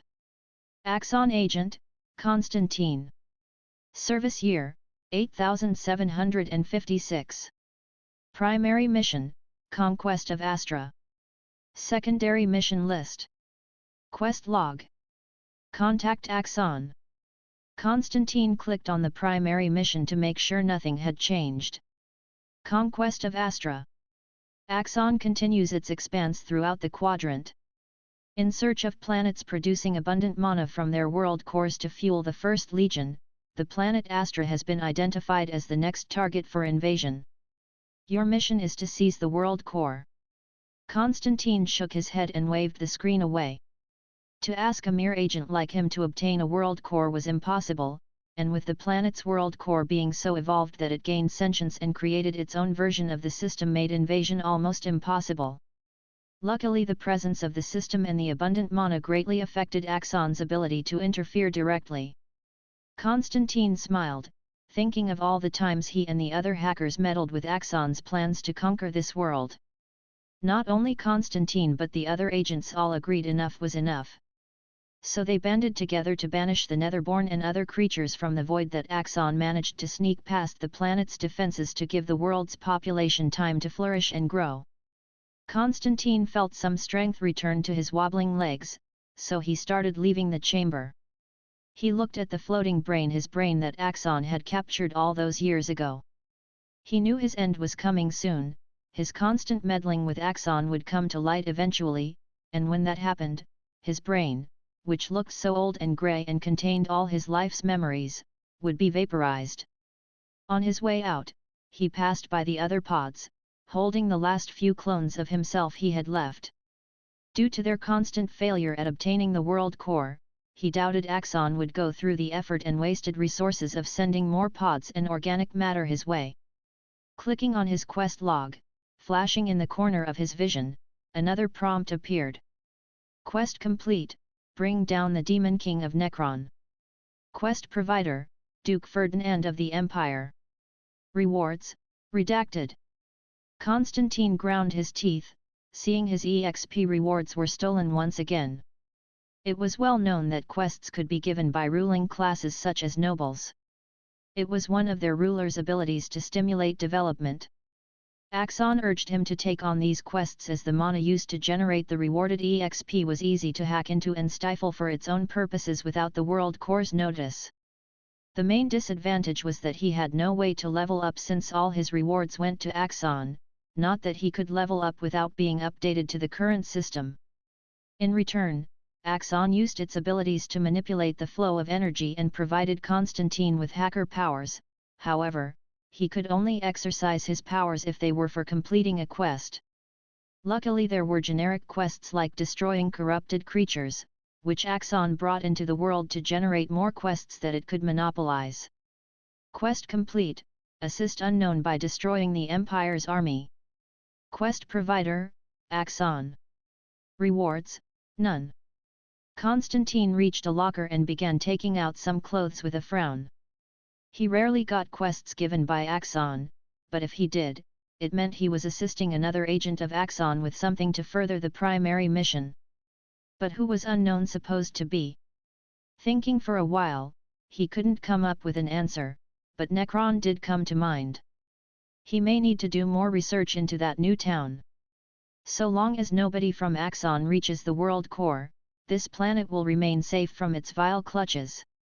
He nodded to himself in the locker mirror and, feeling confident with his clothes, left the secure room, climbed the stairs, and entered the basement of his mansion back in the Empire. "You look younger, sir," a surprised servant said as he entered the hallway of his mansion. Constantine smiled. "Just did some self-care." "Say, Ronald." "Yes, my lord." "Take me to see Plutus. That oversized sloth has some questions to answer me." "Certainly, sir. Should we take the car?" Constantine nodded and led the way.